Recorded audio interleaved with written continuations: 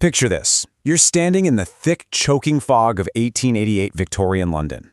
Imagine the cobblestone alleyways, the flickering gas lamps, and a city gripped by absolute paralyzing terror. Welcome to This Explainer. Today, we're plunging straight into one of the most infamous, most talked about, unsolved mysteries in human history.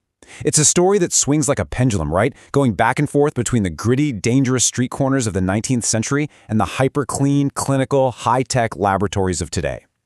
So the big question we're tackling today is this: has modern science actually unmasked Jack the Ripper?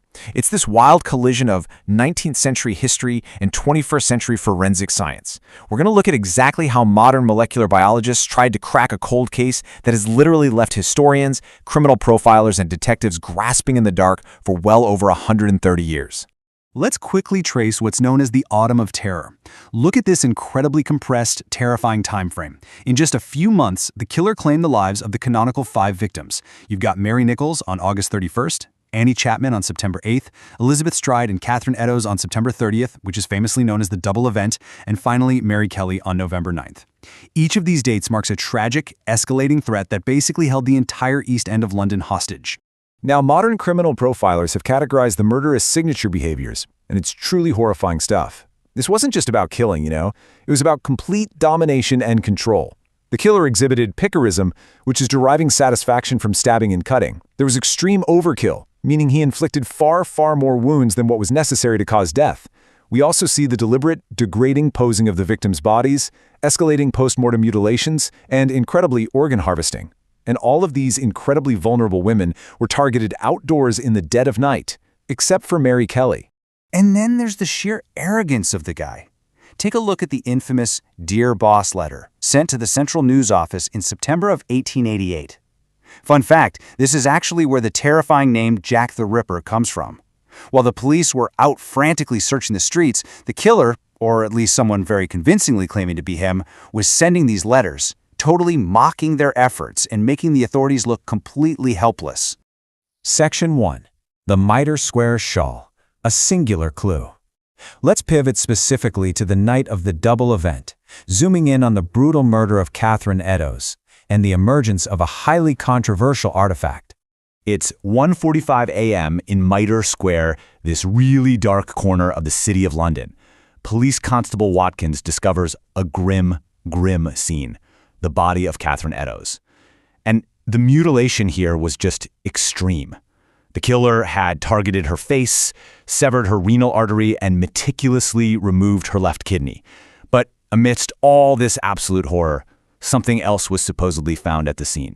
Enter the Eddowes shawl. It's this massive, 8-foot-long screen-printed silk shawl. Now, according to the historical story, Acting Sergeant Amos Simpson, who was there at the mortuary, actually asked his superior if he could take this bloody piece of evidence home, so his wife, who is a dressmaker, could repurpose it. I mean, can you imagine? It's a stark reminder of just how primitive police work was in 1888 compared to modern protocols.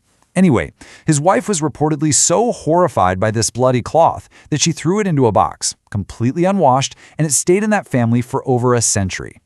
But here's a forensic detail that really caught my eye. Later spectrophotometry analysis showed that the blue indigo dye in the silk was water-soluble. Why does that matter? Well, think about it. An impoverished woman like Catherine Eddowes, who is literally struggling to afford a 4-pence bed in a lodging house, absolutely wouldn't own an expensive silk garment that completely bled its colors in the London rain. This strongly suggests the shawl didn't actually belong to the victim. It likely belonged to the killer. Section 2. 21st Century Forensic Science.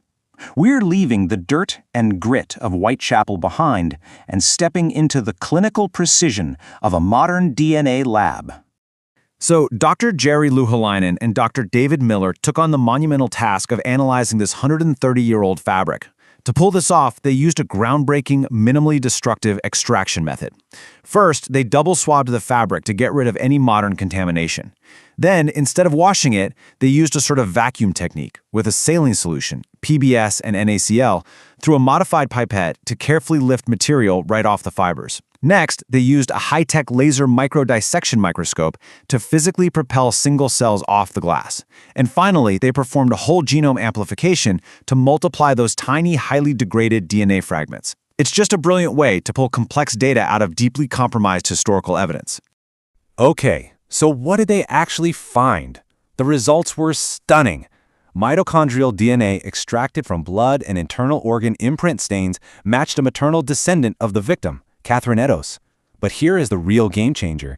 DNA extracted from semen stains on that exact same shawl matched a maternal descendant of Aaron Kosminski. Kosminski was a Polish barber who was actually a prime police suspect way back in 1888.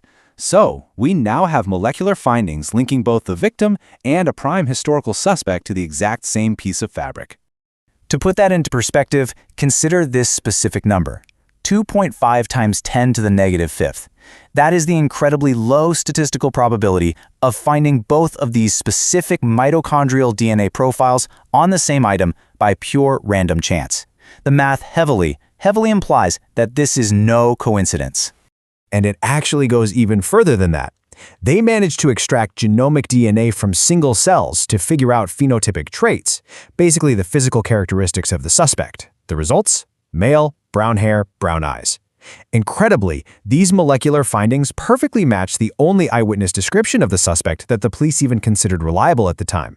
Section 3. Doubts in the fog. So, case closed, right? Science wins the day. Well, actually, hold on a second.